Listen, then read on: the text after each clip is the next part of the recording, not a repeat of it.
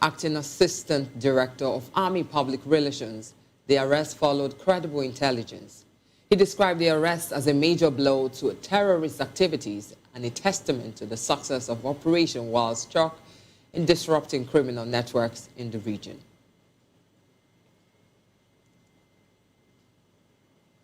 Elsewhere, troops of Operation Enduring Peace have arrested 25 suspected drug peddlers in Mangu local government area of Plateau State. Media officer Major Samson Zakum confirms the arrest in a statement from Jos. He said the troops raided a hideout in Lain Sabun Kasua, where illicit substances were also recovered. Major Zakum added that drug peddling has been a major contributor to the ongoing security challenges in the state.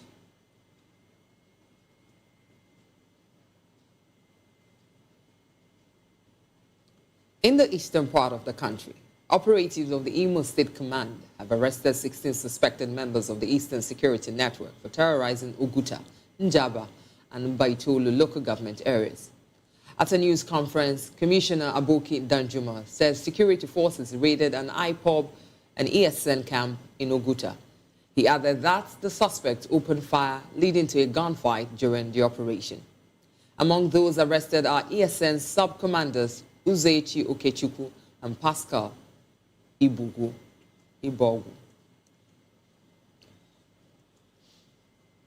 Well, let's take you to Edo State now, where government has demolished 4 buildings linked to cult activities in Esako West local government area. 20 suspected cultists were also arrested during the operation carried out by the State Special Security Squad, code-named Operation Flush Out Cultists and Kidnappers. Secretary of the squad, John Izegagbe, told journalists in Benin City that the demolished houses located in Auchi and South Ibie belonged to known members of the Black Axe and AA confraternities. One of the buildings in Auchi was allegedly used as a meeting point for Black Axe members and was linked to a recent murder in the area. Weapons and cult insignia, including 2 cut-to-size guns, a sharp axe, and black beret, were recovered from the site. The house owner is currently on the run.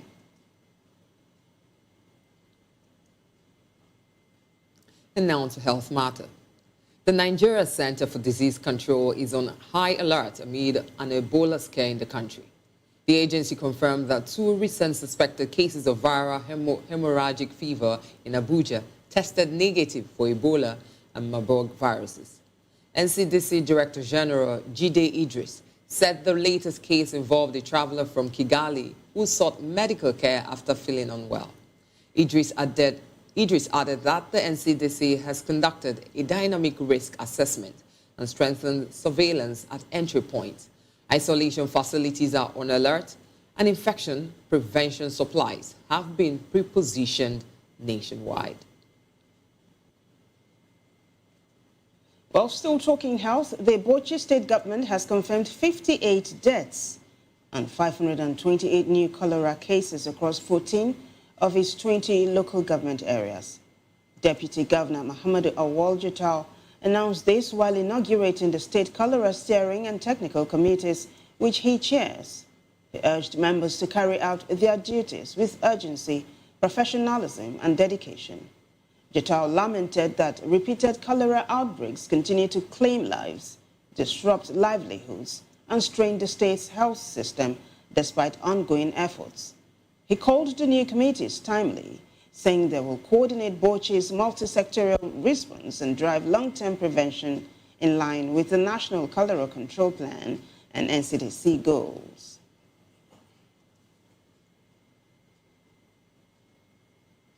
Now joining us in the studio live to analyze the news hour is no other person than Frank Ayala.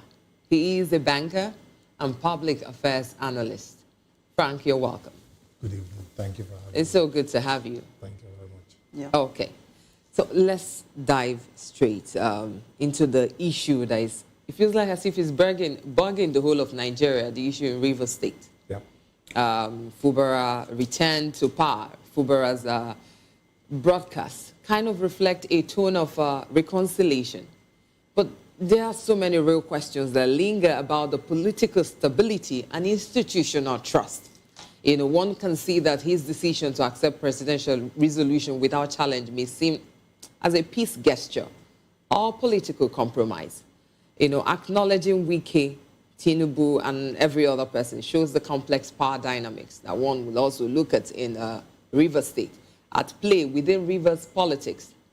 But my question is, and one of the statements the governor made, His Excellency Siminalayi Fubara, he said, "I thank the President, Bola Ahmed Tinubu, for his kindness."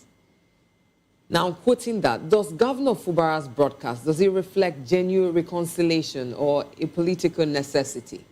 Yes, political necessity. Looking at it from this angle. All those people Fubara mentioned in his Guzui message are those people, those are the enemies of a Nigerian democracy. Or if you go by what the vice president, the current vice president, Shetima, said, why he was praising Malami, why he was praising Dangote, that when Jonathan mooted the intention to declare state of emergency in Borno, while he was a sitting governor, the then Attorney General told the president that you do not have such power. And really, Jonathan declared state of emergency, not removing the sitting governor, but suspending the security unit of that governor. It happened in some states in the northeast. Borno was there. Then where did Tinubu get his power to suspend an elected governor is where we are asking. Then again, the questions of how competent, how the judiciary have also failed in the matter is also a question, $1 million question, because the PDP governor approached the Supreme Court for interpretation to determine whether the president had the power to remove a sitting governor or not. Till today, they've not decided that matter. This is a matter that went to Supreme Court as long as March. 6 months down the line, they've not decided that matter. Because they know that Tinubu, who claimed to be I'm trying to get a word that would describe who Tinubu is.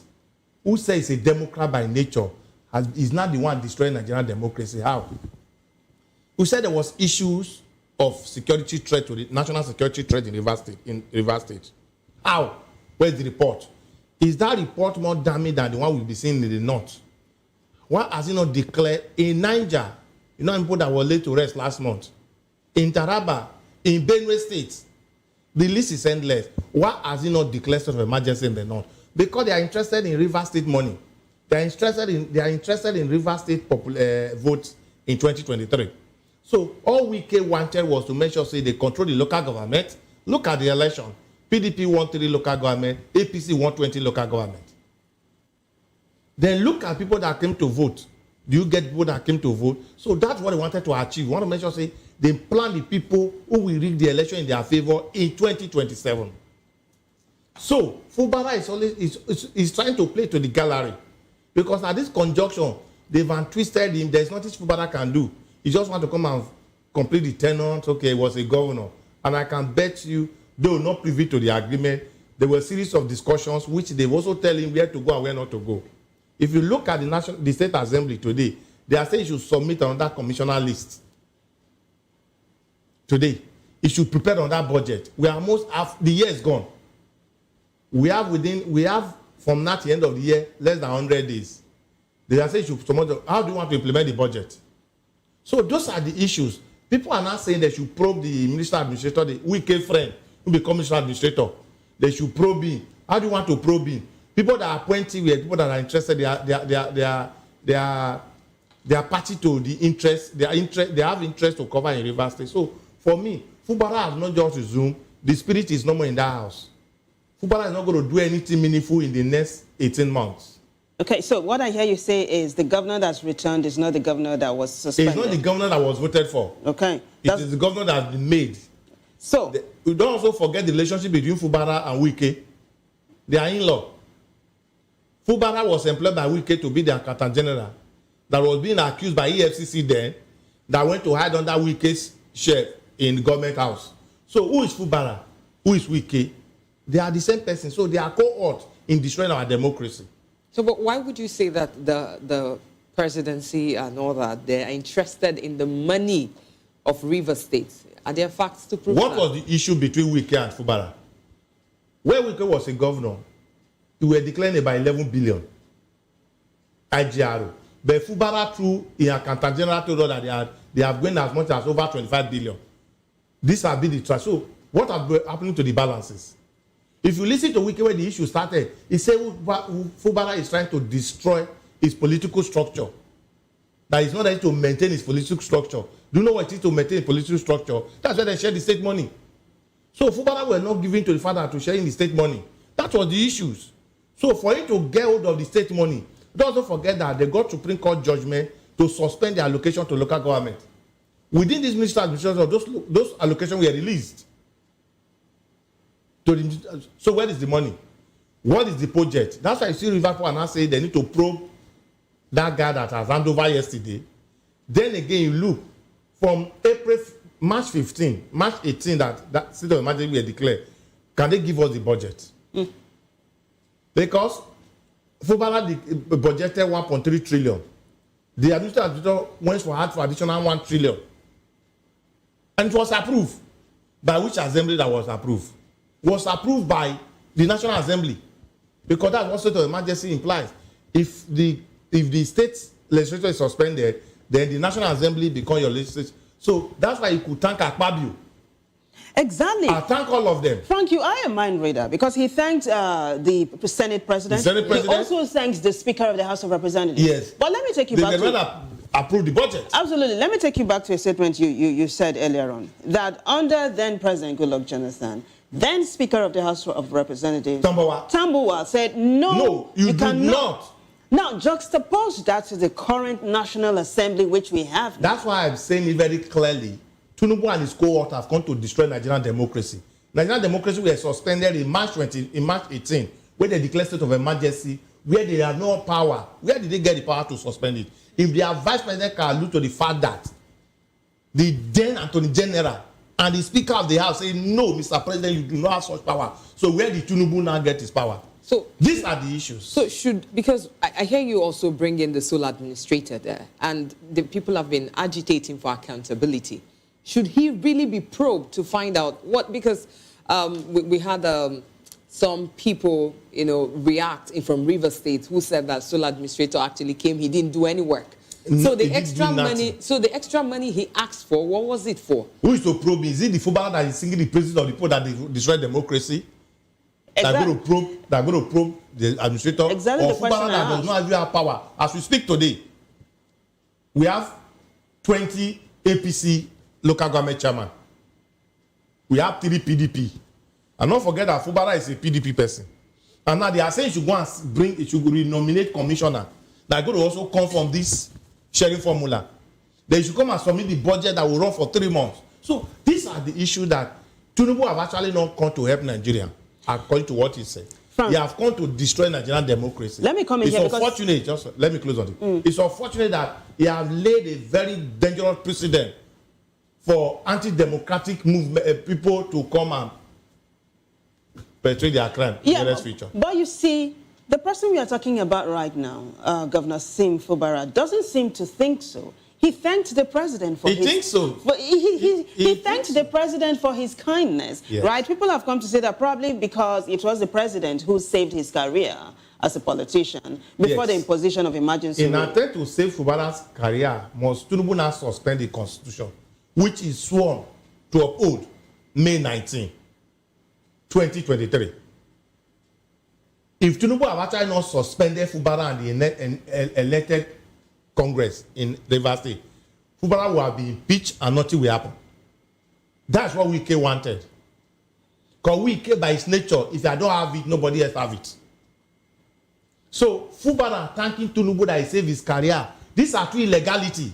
But if it has played to the gallery according to how Wike wanted it, would it have been something that will favor the people of River State? Because they say, in simple terms, that when 2 elephants are fighting, the grass is actually the one as of today is Fubara representing the Rivers people in this government.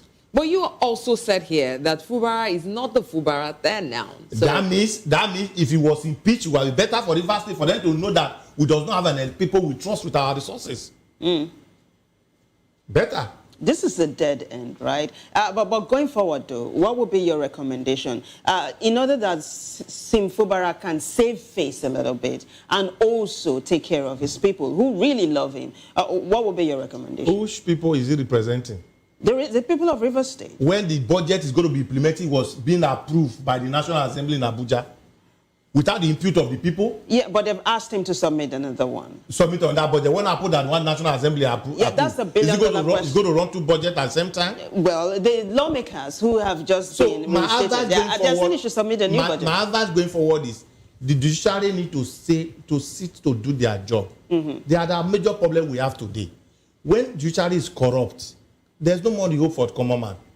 Why will the matter be before the justice, our Lord Justice, since March?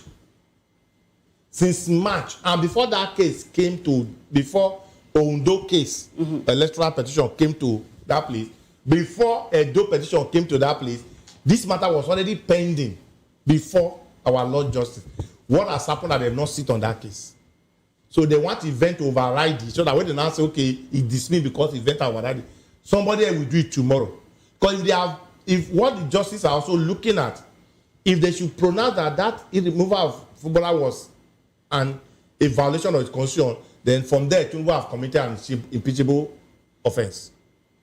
So those are the lines. So going forward, the judiciary need to sit down to do their job in line with their ethic. Nigeria expect more from them, not to look at one man who sits in Aso Rock to determine how they dispense justice. Either we like it or not, prosperity will hold everybody accountable when the time comes.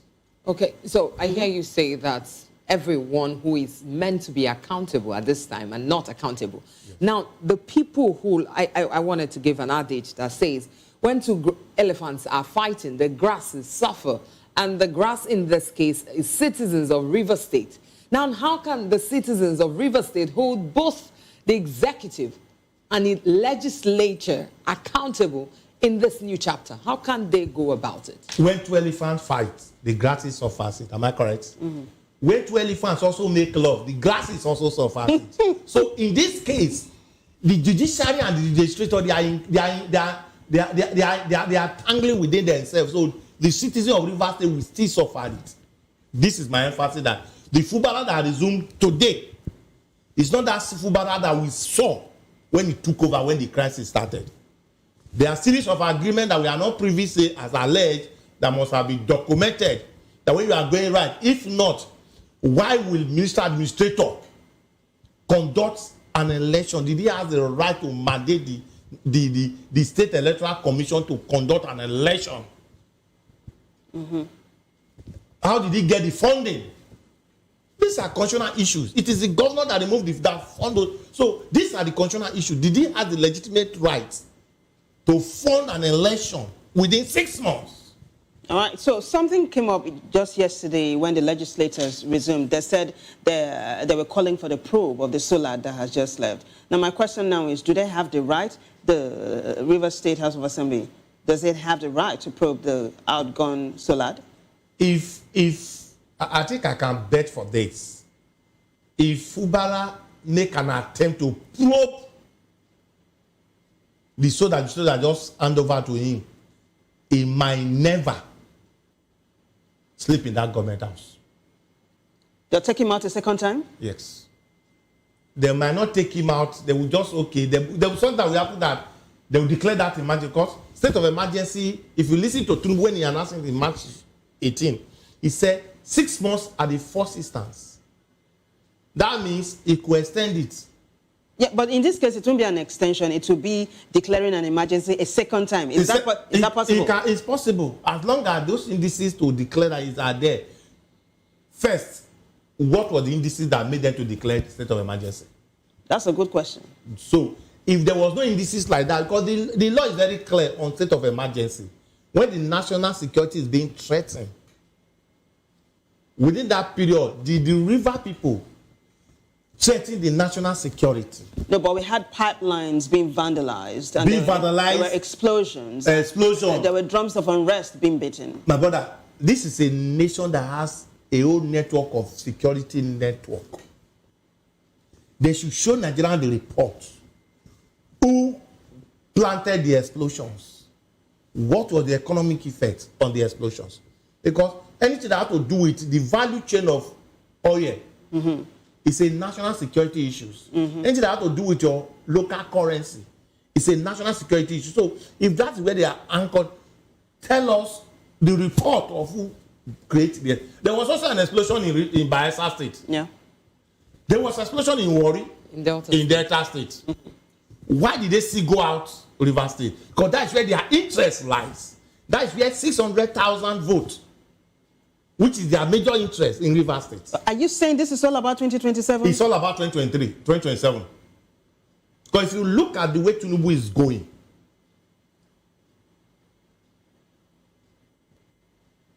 Lagos, Kano, Port Harcourt, Delta, and Akwa Ibom, this is where the major vote come from. Okay, Katsina, Kaduna. He know clearly that the North, there's already a gang up from the North that they're not going to give him vote.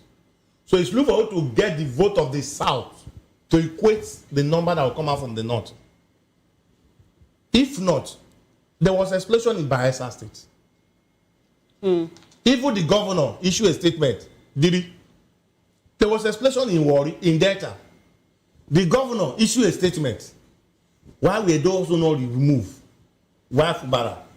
Because that's where the interest of Wike, who for me is also failing.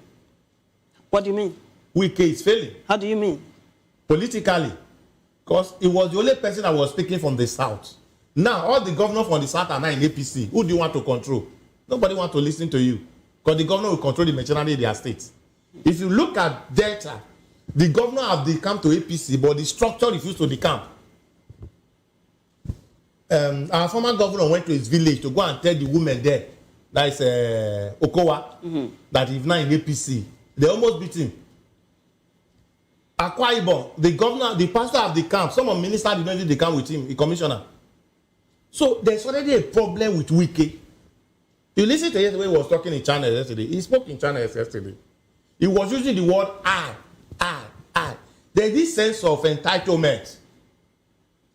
So for me, I think they thought they've gotten what they want from River State. Unfortunately, there are some states that some parties are like religion, like Akwa Ibom, like in Delta, like in River State, like in Bayelsa State. PDP is like a religion in those states. So he can continue to destroy democracy because he wants to get their vote. Unfortunately, this was the man that said he's a Democrat by nature. It was not true. Okay, with what you've actually outlined, one will be asking, what are the risks of future political interference in state governance? What are the risks? Our president has just laid a bad precedent. Everybody can make references to. And that's why we are saying, no matter how belated the issue is, the Supreme Court should pronounce a judgment. That will also curtail whosoever want to use it as a precedent to repeat the same crime. So the lesson we need to take away from the judiciary need to save Nigerian democracy from the hand of these people who are in government today who think they are all out, who think without them Nigeria cannot live. Nigeria will live without them. Can we correct something you just said earlier on that President Tinubu has laid precedent to removing a sitting governor? Former President Olusegun Obasanjo did the same. He did say, but what was the comment of other people? When he removed Dariye, he removed Faoshe. Those are impunity.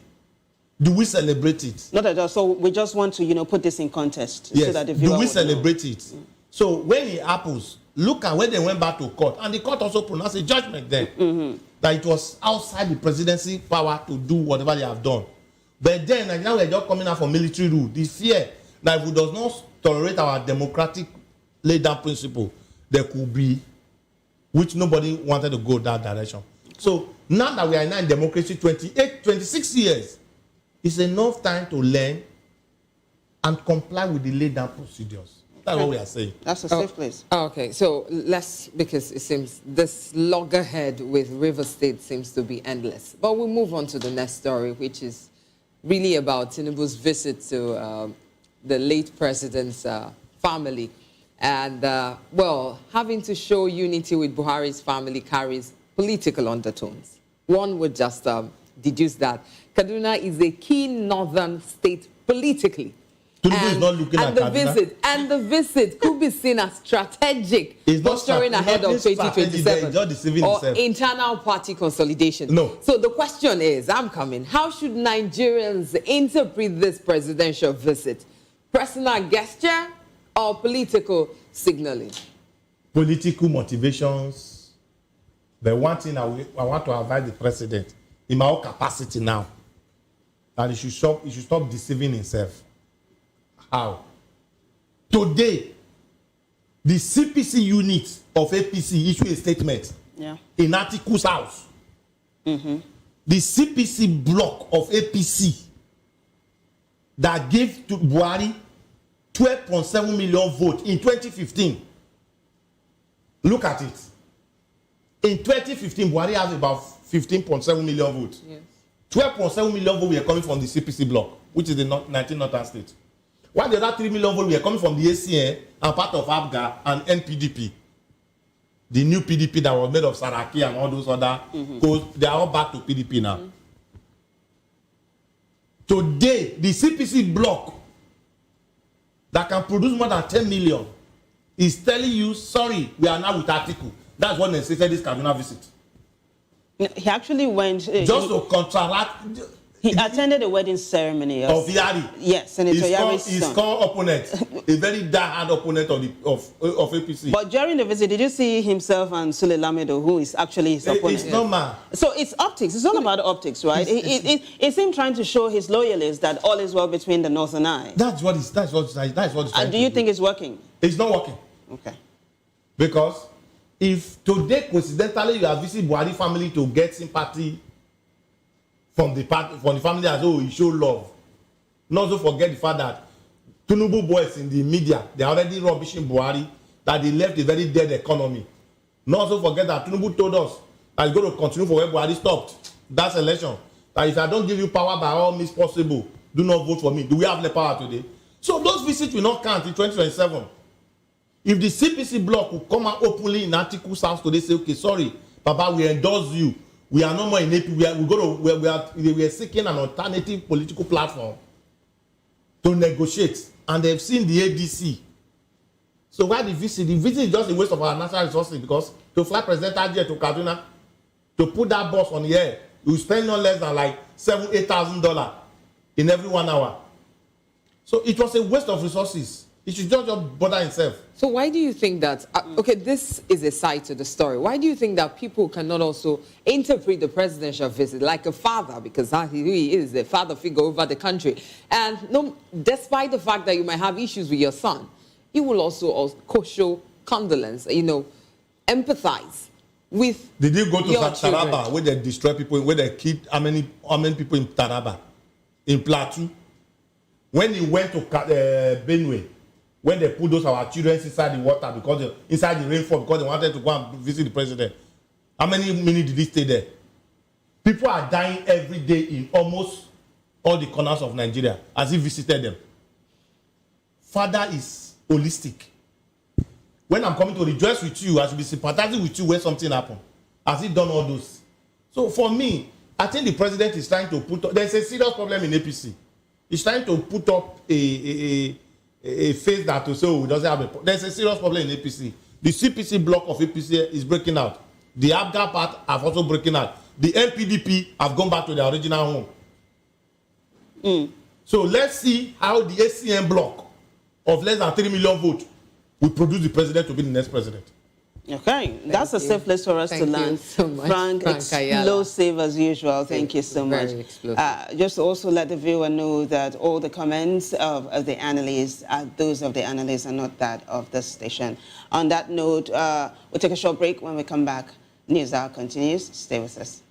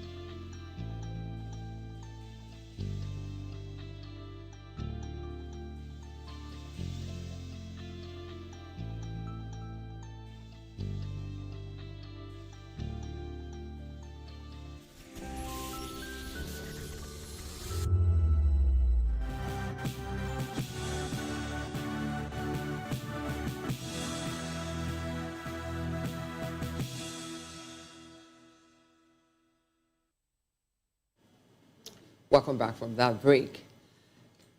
The news hour still continues from that explosive analysis.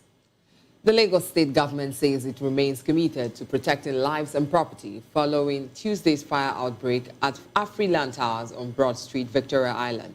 At a press briefing in Alausa, emergency officials confirmed that 7 people died from smoke inhalation after the 6-story building caught fire. The blaze reportedly started in the basement. Responders assured the public that the situation was swiftly managed and urged residents to stay calm during emergencies and avoid spreading false information. The government also sympathized with traders at Central Plaza near Mandela's Market who lost goods worth millions in a separate fire the same day. Commissioner for Information Mwenga Omotosho warned against fake news and reaffirmed the state's commitment to prompt emergency response. Heads of LASEMA, the Fire Service, Lasambos, and the Safety Commission were present at the briefing.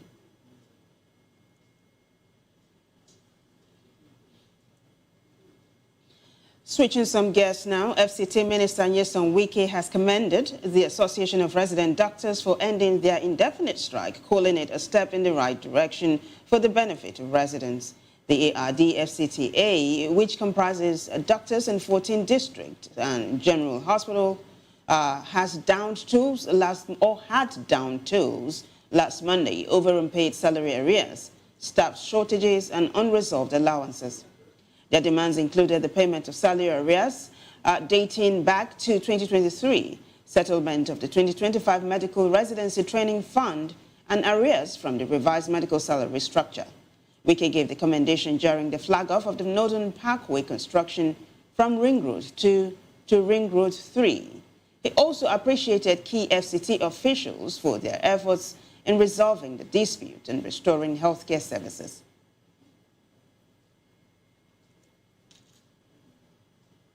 And elsewhere, the Osun chapter of the Judiciary Staff Union of Nigeria, JOSUN, has ordered an immediate strike over delayed promotions. State Chairman Idris Adeniro said the strike aims to pressure the Judicial Service Commission to address promotions for 2024 and 2025. The union also demands that staff receive training through the National Judicial Institute's capacity building programs.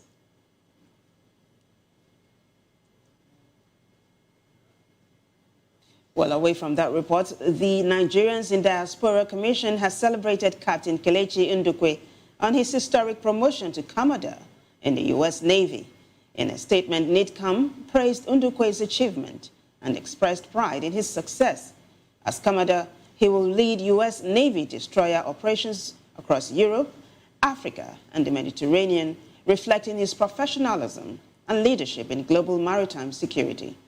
Captain Ndukwe made history in April 2021 as the first Nigerian-American to command the USS Halsey, a guided missile destroyer. Gabriel Odu of NIDCOM said Ndukwe's rise from the son of Nigerian immigrants to a top U.S. Navy officer is a testament to resilience, discipline, and excellence.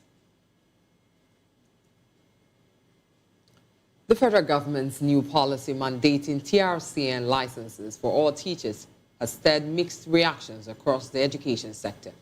Education Minister Tunji Alausa says the move aims to professionalize teaching and restore standards in schools nationwide. VOP TV's Matthew Ogunswada spoke with some teachers on the development and brings us more in this report. 27. All teachers in Nigeria must obtain certification and licensing from the Teachers Registration Council of Nigeria, TRCN, before they are allowed to practice. The policy unveiled in Abuja by the Minister of Education, Dr. Tunji Alausa, is part of ongoing reforms to raise teaching standards, enhance professional development, and improve the overall quality of education. Enable examination scheduling and professional development tracking, serve as a national database to monitor teachers' performance and career program progression, and lastly, to provide real-time evidence-based data to guide policy formulation. Dr. Alausa warned that teachers without TRCN certification as well as schools that fails to comply risk losing accreditation, while adding that from 2027, only schools with licensed teachers will be approved as examination centers.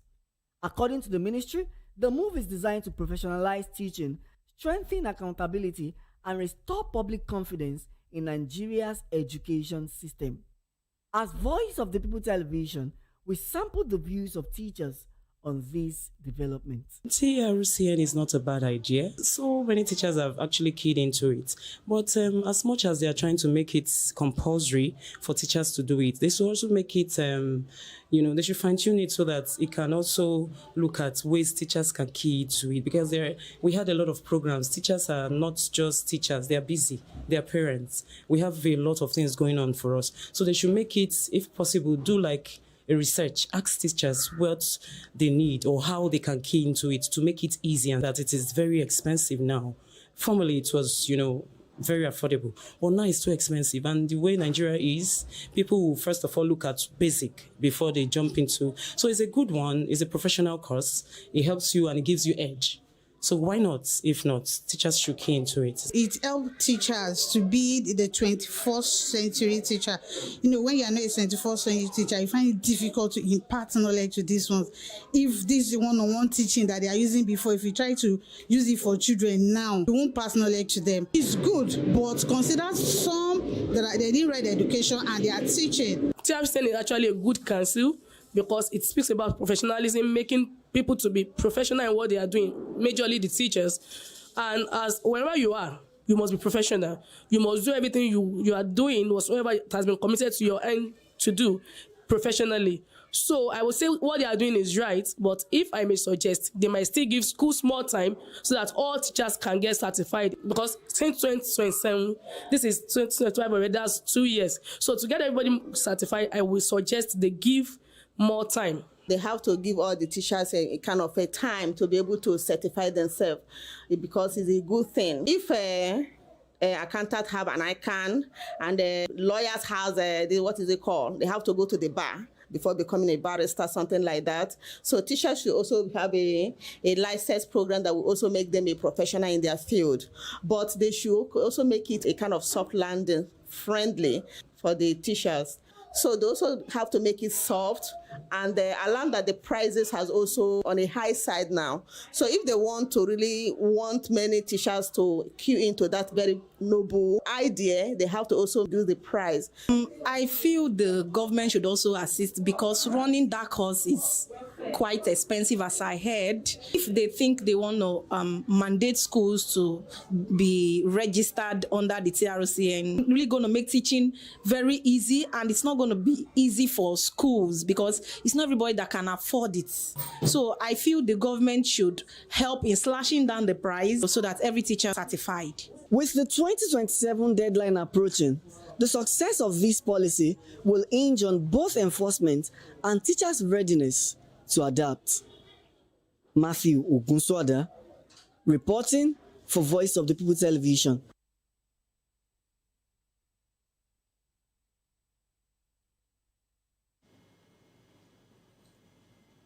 Matthew, very well done. Thank you. On the foreign scene now, Nepal's interim Prime Minister Sushila Karki has vowed to fight corruption, create jobs and improve living standards following deadly youth protests that toppled the previous government.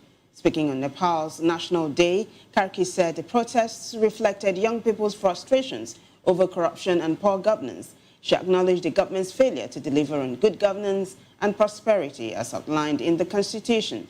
The violent protests led by young Nepalese and known as Gen Z demonstrators left 72 dead, over 2,100 injured, and forced Prime Minister Sharma Oli to resign.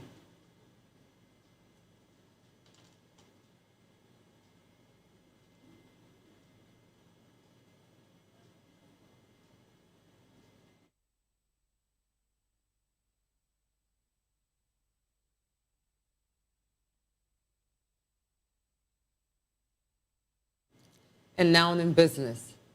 The Naira rebounded this week across both official and para markets. Central Bank data shows it closed at 1,488 Naira to the dollar on Friday, slightly stronger than Thursday's 1,490 naira.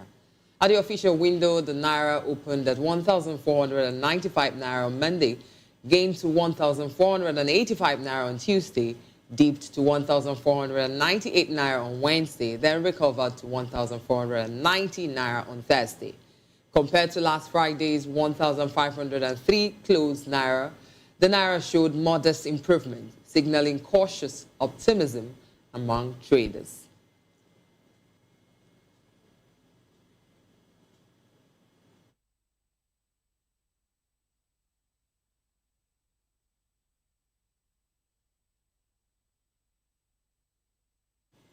Well, in sports news, Ezekiel Nathaniel made history for Nigeria at the Tokyo 2025 World Championships, setting a new national record in the men's 400-meter hurdles with a time of 47 minutes 11 seconds to finish fourth. He was briefly celebrated as a bronze medalist after American Rufai Benjamin, the initial winner, was disqualified for a lane infringement. However, following a successful appeal, Benjamin's gold was reinstated, pushing Nathaniel back to fourth place.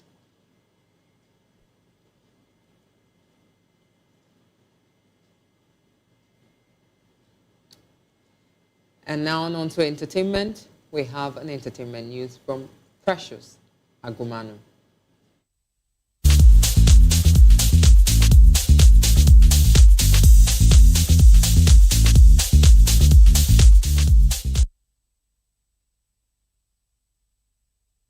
To the entertainment news, veteran entertainer and activist Charles Oputa, popularly Charlie Boy, has revealed that the 2023 Labour Party presidential candidate, Peter Obi, paid him a surprise early morning visit, showing up at his residence with a Ghana Must Go bag filled with locally sourced gifts. In a post shared on social media, Charlie Boy recounted how Obi contacted him around 1 a.m. asking to visit between 5 and 5:30 a.m. He added that he agreed in spite of the request being unusual. True to his word, Obi arrived promptly and spent nearly 2 hours in heartfelt conversations with the entertainer. According to Charlie Boy, the pair discussed life, politics, family, and the state of the nation in what he described as a deeply personal and reflective meeting. However, the area father, as Charlie Boy is popularly known, stated that what surprised him the most was the Ghana Must Go bag placed quietly by his sitting room entrance. He disclosed that upon Obi's departure, he opened the bag and found it filled with a variety of traditional items and fruits. Charlie Boy expressed deep appreciation for the gesture, stating that the humble offering meant more to him than money could.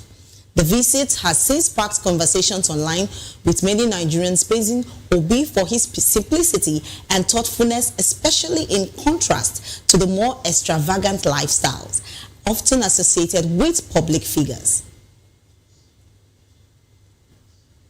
Nigerian DJ and billionaire heiress DJ Cuppy has reflected on the recent wedding of her younger sister, Temi Otedola, to singer Mr. Easy, calling it one of the most emotional days of her life. Sharing her thoughts on social media, Cuppy described marriage as one of the most powerful partnerships in life and perhaps the most important contract one will ever sign, with God himself as the witness. According to her, the event reminded her that marriage is far from outdated, especially when it is with the right person who aligns with one's purpose and values. Cuppy admitted she couldn't stop scrolling through wedding photos during church service, a sign of how deeply the ceremony moved her. She emphasized that marriage, when done right, creates space for love, legacy, and personal growth, which is a perspective she believes is still relevant in today's world. Elsewhere in entertainment, country music icon Reba McEntire is officially engaged to her Happy Place co-star Rex Lynn after 5 years of dating. The couple subtly confirmed the news at the 2025 Emmy Awards, where Reba smiled and nodded with Lynn was referred to as her fiancé during a red carpet interview. A representative later confirmed the engagement, though details remain private. Reba and Rex, who first met in 1991 and reconnected in 2020, have built a strong relationship both off-screen and on, currently starring together in NBC's sitcom Happy's place. Source says the engagement happened a few months ago, but the couple waited for the right moment to go public. And that's it for entertainment. I am Precious Agumanu.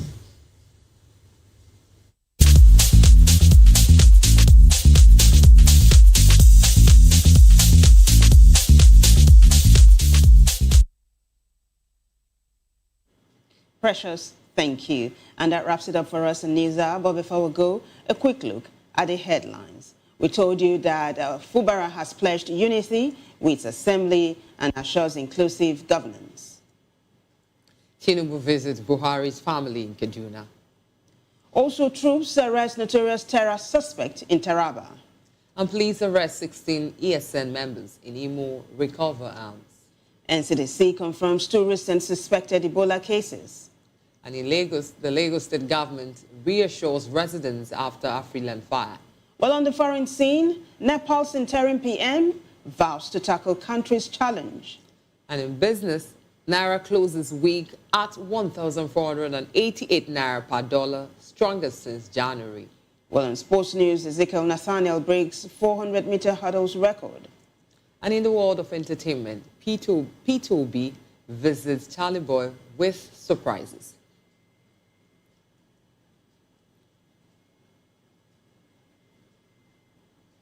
Well, do well to subscribe to our YouTube channel. On YouTube, we are Voice of the People TV, and other social media platforms, we are at VOP TV Live. If you witness news happening near you, we want to hear from you.